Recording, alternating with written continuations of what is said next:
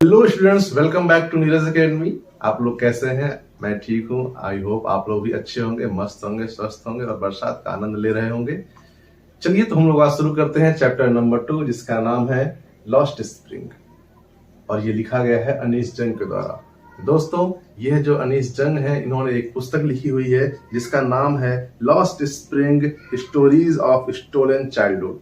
यह उस पुस्तक से या उस बुक से लिया गया छोटा सा हिस्सा है, इसे लास्ट स्प्रिंग के नाम से आपके सिलेबस में जोड़ा गया है। इस चैप्टर में या इस कहानी में हम ये पढ़ेंगे कि एक जो बच्चा है उसे गरीबी से और लोगों के शोषण के द्वारा किस प्रकार से सताया जाता है। इस चैप्टर को हम समझेंगे और देखेंगे, सुनेंगे इसकी कहानी को, पढ़ेंगे इसको अच्छे से। ठीक है, बिना देर किए, बिना विलंब किए हुए, without wasting our time, let's start the lesson. आइए पढ़ते हैं और बताइए आप मुझे ये कहानी कैसी है। और एक चीज बता दूं, मैं 2 पार्ट में इसको बता रहा हूं। पहला पार्ट ये है, इसके बाद फिर मैं इसके सेकंड पार्ट को अपलोड कर दूंगा, या तो देखता हूं साथ साथ ही अपलोड करने की कोशिश करूंगा। ठीक है, तो आइए देखते हैं। ठीक है, मतलब इस चैप्टर के अंदर 2 स्टोरीज है और 2 अलग अलग लड़कों की स्टोरीज है। और हमारे चैप्टर का पूरा नाम है lost spring stories of stolen childhood. ठीक है, अब मैं तुम लोगों को बताता हूँ यहाँ पे स्प्रिंग क्या हुआ। हम लोग का सीजन का सबसे ब्यूटीफुल सीजन स्प्रिंग ही होता है ना पूरे सीजन्स में, और हम लोग का जो बचपन होता है वो हमारे लाइफ स्पैन में सबसे ब्यूटीफुल टाइम होता है हमारे लिए, तो इसलिए ये दोनों को रिलेट किया गया है। ठीक है, ये बात को याद रखना। और इस चैप्टर में जो दोनों स्टोरीज है ना, उस दोनों स्टोरीज में ऑथर ऐसे बच्चों के बारे में बात करेगी ना जो अपनी चाइल्डहुड को अच्छे से एंजॉय नहीं कर पाते और अपने चाइल्डहुड को खो देते हैं। इसलिए इस स्टोरी का नाम है lost spring stories of stolen childhood.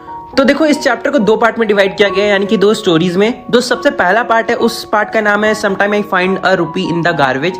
इस स्टोरी में तुम लोग को एक लड़के के बारे में बताया गया है जिसका नाम है साहेब ई आलम, जो कि एक रैग पिकर है। और सेकंड पार्ट का जो टाइटल है वो है I want to drive a car, जिसमें स्टोरी है एक लड़के के बारे में जिसका नाम है मुकेश, जो कि बैंगल मेकर का बेटा है। ठीक है, इस वीडियो में हम पहले पार्ट को ही डिस्कस करते हैं और नेक्स्ट पार्ट को हम अगले वीडियो में डिस्कस करेंगे। ठीक है, और उसका लिंक तुम लोग को डिस्क्रिप्शन में मिल जाएगा। तो चलो सबसे पहले स्टोरी को शुरू करते हैं, जिसका टाइटल का नाम है समटाइम्स आई फाइंड अ रूपी इन द गार्बेज। तो चैप्टर के स्टार्टिंग में वो जो लड़का है ना, साहेब ए आलम, तो यहाँ पे नरेटर उस लड़के के बैकग्राउंड के बारे में बताती है, यानी कि वो लड़का कहाँ रहता था। वो बताती है कि वो जो लड़का था ना, वो बांग्लादेश से आया हुआ है और उसका घर ढाका में था, यानी कि बांग्लादेश में एक जगह है जिस जगह का नाम है ढाका। वहां पे वो रहता था और वहां पे वो खेतों के बीच में रहता था। उसके घर के आसपास बहुत ज्यादा ग्रीनरी थी, पर वो अपना घर वहां से क्यों छोड़ा? क्योंकि बहुत टाइम पहले एक स्टॉर्म आया, ठीक है, तूफान आया और उसका घर वर सब उजड़ गया। और उसके बाद उसे शिफ्ट होना पड़ा मजबूरी में बड़े सिटीज में, ताकि वो पैसा कमा के वो और उनकी फैमिली पैसे कमाकर जिंदा रह सके, यानी कि खाना खा सके और अपना लाइवलीहुड चला सके। फिर ऑथर बताती है कि उनके फैमिली में ये सब बात सब कोई भूल चुके हैं। तो अब मेन स्टोरी स्टार्ट हो रहा है। तो स्टोरी की स्टार्टिंग में ऑथर देखती है कि वो जो साहेब होता है ना, वो जो लड़का होता है, वो कूड़ेदान से कुछ ढूंढ रहा होता है। तो ये देख के साहेब से वो पूछती है ऑथर कि तुम ये सब काम क्यों कर रहे हो? तो साहेब बहुत ही लो टोन में जवाब देता है क्योंकि उसके पास और कुछ करने के लिए नहीं है। और ये सुनते ही ऑथर उस लड़के से पूछती है कि तो तुम स्कूल क्यों नहीं जाते? फिर तभी उन्हें रियलाइज होता है कि उन्होंने गलती से क्या पूछ दिया, क्योंकि वो तो एक रैग पिकर है। रैग पिकर का मतलब तुम लोग को पता है ना, कूड़े उठाने वाला समझ लो, वही होता ही है यार। रैग पिकर का मतलब होता है कूड़े उठाने वाला। तो फिर तब उन्हें रियलाइज होता है कि उन्होंने क्या पूछ दिया। एक रैग पिकर कैसे स्कूल जा सकता है? बट वो जो रैग पिकर होता है ना, यानी कि साहेब होता है, वो अच्छे से रिप्लाई देता है और कहता है कि वो स्कूल इसलिए नहीं जाता क्योंकि उसके आसपास के शहर में कोई भी स्कूल नहीं है। और साहेब ये भी बोलता है कि अगर उसके नेबरहुड में कहीं स्कूल बन गया तो वो जरूर जाएगा। फिर ऑथर मजाक में कह देती है कि अगर वो स्कूल बना दे तो क्या वो उनके स्कूल में आएगा? पर ये बात सुनते ही साहेब के फेस में बहुत ही अच्छी वाली स्माइल आ जाती है। वो अंदर से बहुत ज्यादा खुश हो जाता है और वो कहता है कि वो जरूर आएगा। फिर ये इंसिडेंट के कुछ दिन बाद वो जो लड़का होता है साहेब, वो दौड़ते हुए नरेटर के पास आता है और पूछता है कि क्या आपका स्कूल बन गया है? तो फिर नरेटर बोलती है कि नहीं, एक स्कूल को बनने में काफी टाइम लगता है। फिर अंदर ही अंदर नरेटर जो होती है ना, सॉरी ऑथर जो होती है ना, वो अंदर ही अंदर बहुत ही ज्यादा असेम्ड फील करती है, शर्मिंदगी महसूस करती है, क्योंकि उन्हें पता था कि उन्होंने जो प्रॉमिस कर दिया है वो शायद वो कभी पूरा नहीं कर पाएगी।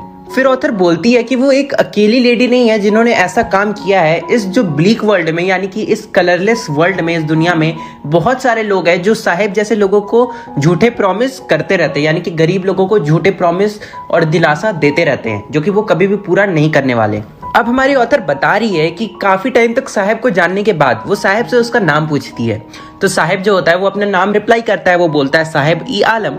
तो फिर ऑथर बोलती है, मतलब अंदर ही अंदर सोच रही है और कह रही है, हम लोग को बता रही है कि अगर कोई इस बच्चे को इसके नाम का मतलब बताएगा तो इस बच्चे को खुद अपने नाम का मतलब पे यकीन नहीं होगा। क्यों? क्योंकि साहिब ई आलम का मतलब होता है लॉर्ड ऑफ द यूनिवर्स। और साहिब को यकीन किस लिए नहीं होगा? क्योंकि वो एक रैग पिकर है और लॉर्ड ऑफ द यूनिवर्स एकदम उल्टा हो गया, मतलब राजा रंक वाला केस हो गया। उसका नाम जो है वो तो है राजा वाला, बट एक्चुअली में वो क्या निकला? रंक। रंक मतलब गरीब। फिर हमारी ऑथर बताती है कि साहिब जो होता है ना, वो अपने दोस्तों के साथ हमेशा रोड पे घूमते रहता है और उनके जो दोस्त है ना, मतलब उनके जो दोस्तों का ग्रुप है ना, उसे हमारी ऑथर क्या बुलाती है? Army of barefoot boys. क्योंकि कोई भी चप्पल या जूता नहीं पहनता है, सभी खाली पैर रोड पे घूमते रहते हैं ग्रुप में।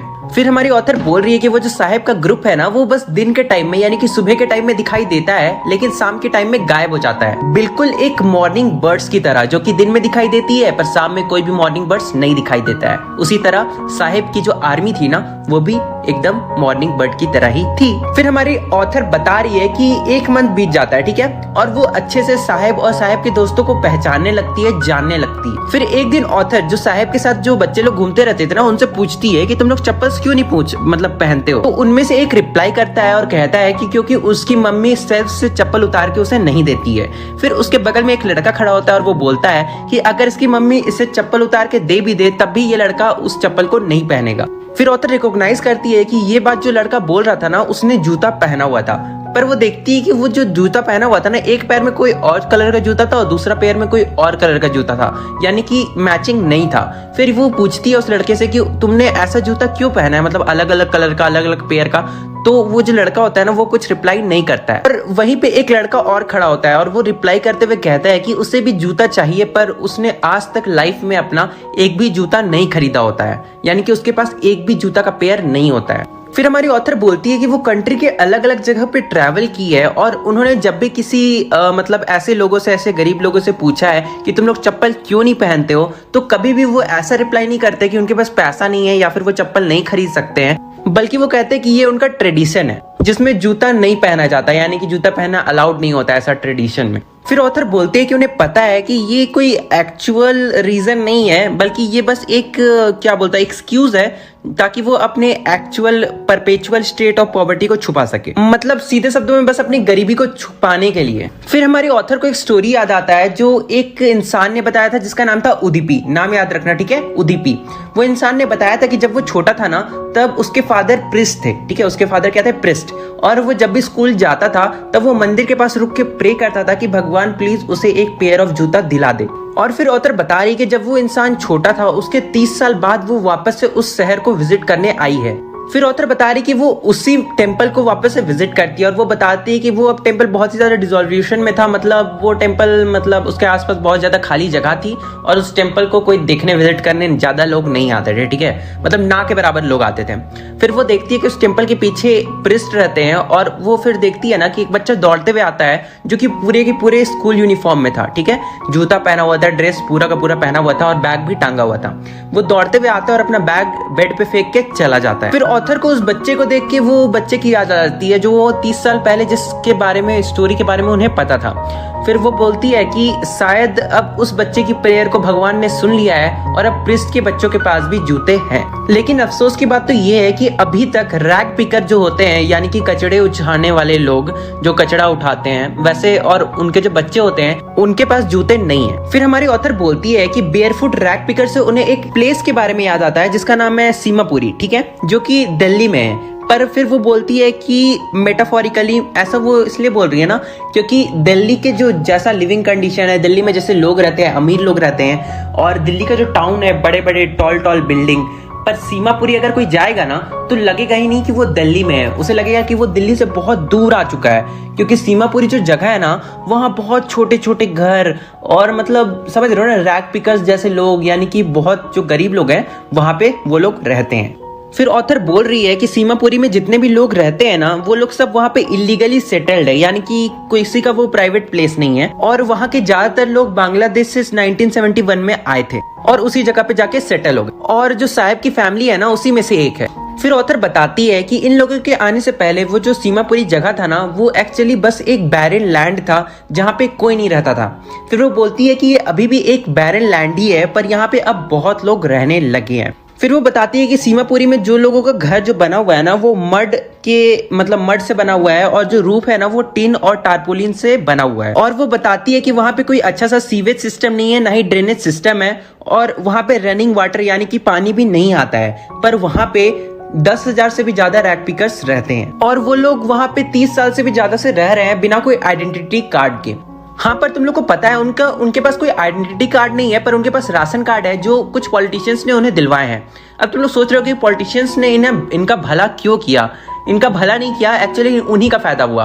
राशन कार्ड के बदले ये उन्हें वोट देते हैं और उसके बदले में इन्हें राशन कार्ड मिलता है, जिससे ये अपने लाइवलीहुड को जी सकते हैं, यानी कि जो खाने का सामान है ना वो कम दाम में खरीद सकते हैं। और इन्हें क्या चाहिए, इन्हें बस खाने के लिए 2 वक्त की खाना चाहिए, अच्छा सा वैसे बोलने के लिए 2 वक्त 3 वक्त तक चाहिए किसी को भी। तो फिर इन्हें क्या चाहिए, इन्हें बस खाना चाहिए और खाने के बदले ये वोट देते हैं। इससे पॉलिटिशियंस का भी फायदा और इनका भी फायदा। अलग बात है कि पॉलिटिशियंस का कुछ ज्यादा ही फायदा हो गया। हाँ, और एक बात, राशन कार्ड की वजह से ही इनका नाम वोटर लिस्ट में आता है। अगर राशन कार्ड इनके पास नहीं रहेगा तो ये वोट भी नहीं कर पाएंगे। फिर हमारी ऑथर जो होती है ना वो कुछ लेडीज से जो कि टार्टर्ड साड़ी पहनी हुई होती है। टार्टर्ड का मतलब क्या हुआ, गंदे और पुराने साड़ियां जो पहनी हुई होती है ना, वैसी लेडीज से वो जाके पूछती है कि आप लोग अपने घर छोड़ के यहाँ क्यों आए। अब अपने घर में आपके पास खेत था, आप वहाँ पे खेती करते, आप वहाँ पे भी तो रह सकते थे, फिर आप वहाँ छोड़ के यहाँ पे क्यों रहने आए। तो वो लेडीज लोग जवाब देती है कि वो वहीं रहेगी जहाँ पे वो 2 वक्त का खाना खा सके और रात में उन्हें भूखे पेट ना सोना पड़े। और फिर वो बोलती है कि ऐसा लैंड जहाँ पे क्रॉप ही ना उगे उससे अच्छा है कि ऐसा जगह रहे जहाँ पे उन्हें 2 वक्त का खाना मिल सके और उनकी फैमिली को भी। फिर हमारी ऑथर बता रही है कि इन्हीं लोगों के साथ साथ इनके जो बच्चे होते हैं ना वो भी बचपन से पार्टनर्स इन सर्वाइवल बन जाते हैं, यानी कि वो भी बचपन से ही कमाना नहीं मतलब काम करना सीख जाते हैं और बचपन से ही काम करने लगते हैं, जिससे वो अपनी फैमिली को भी फीड कर पाए। और उस जगह पे यानी कि सीमापुरी में सभी लोग रैट पिकिंग करते हैं, क्योंकि उस जगह पे सर्वाइवल का मतलब ही होता है रैक पिकिंग। और फिर ऑथर बता रही है कि इन लोग के लिए रैक पिकिंग एक फाइन आर्ट्स की तरह बन गया है और इन्हें अब कचड़ों से मतलब घिन नहीं होती, बल्कि ये उनके लिए गोल्ड की तरह है, क्योंकि इससे वो अपनी फैमिली को फीड कर पाते हैं और अपनी लाइवलीहुड जी पाते हैं। और फिर साहेब ऑथर को एक बार बताते हैं, यानी कि साहेब जो बच्चा था ना, साहेब ई आलम, वो एक बार ऑथर को बताते हैं कि उन्हें कभी कभी गार्बेज के बीच से तो 1 रुपीज का कॉइन या कभी कभी 10 रुपीज का नोट भी मिल जाता है। और फिर ऑथर बता रही है कि जब इन जैसे बच्चों को 1 रुपीज का कॉइन या 10 रुपीज का जो नोट मिलता है ना, तब ये बच्चे भी अपने आप को और रोक नहीं पाते हैं और ढूंढने से, इसलिए वो गार्बेज को और ढूंढने लगते हैं इस होप में कि काश उन्हें और भी पैसा मिल जाए। फिर हमारी ऑथर बता रही है कि इन बच्चों के लिए और इन बच्चों के पेरेंट्स के लिए, दोनों के लिए, उन जो कूड़ा कचड़ा का जो मतलब होता है ना वो दोनों अलग है।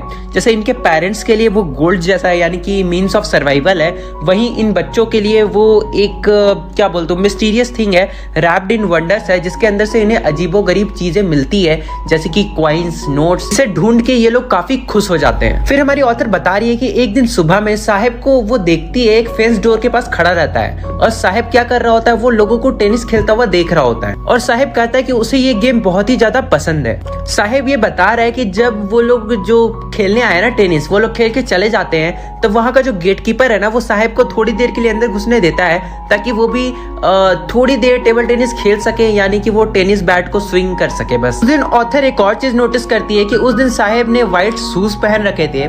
फिर वो एक और चीज बताती है कि वो उसने जो शर्ट और पैंट पहना था ना, यानी कि शर्ट और ट्राउजर, वो बहुत ही ज्यादा फेडेड था, बहुत ही ज्यादा गंदा था, लेकिन फिर भी उसने टेनिस शूज पहन रखे थे, जो कि बहुत ही अजीब बात है। फिर साहेब बोलता है कि someone gave that to me, यानी कि एक बार एक लड़के ने मुझे ये जूता दे दिया।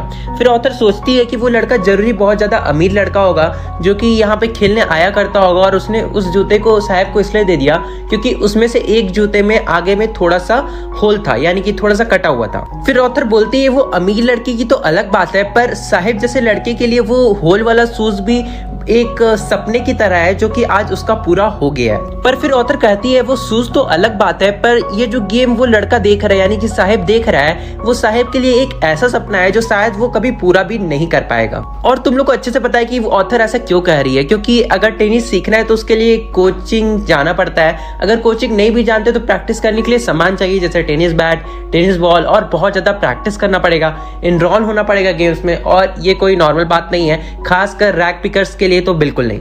फिर ऑथर बता रही है कि कुछ दिन बाद वो साहेब को देखती है कि वो एक दिन मिल्क वाला जो स्टील वाला होता है ना उसे लेके जा रहा होता है।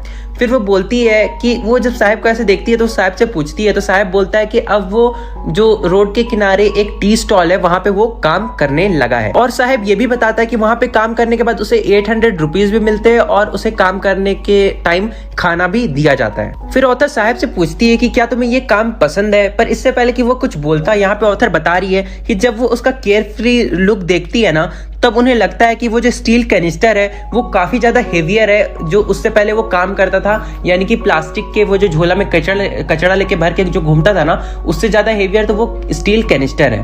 पर एक्चुअली में तुम लोग को पता होगा कि स्टील कैनिस्टर उतना भी भारी नहीं है जितना वो पहले उस प्लास्टिक में गार्बेज लेके घूमता था। पर यहाँ पे ऑथर ऐसा इसलिए बोल रही है ना क्योंकि उनके हिसाब से कि पहले वो बिल्कुल फ्री था, वो कुछ भी कर सकता था, वो अपने मर्जी से पैसा कमाता था उस गार्बेज को बेच के, पर अब उसे एक इंसान के अंदर काम करना पड़ रहा है जो उसे ऑर्डर्स देगा। और चैप्टर के एंड होते होते, चैप्टर नहीं आई मीन फर्स्ट पार्ट के एंड होते होते वो ऑथर ये कहती है कि Saheb is no longer his own master. और यहाँ पे हमारा पहला पार्ट खत्म होता है।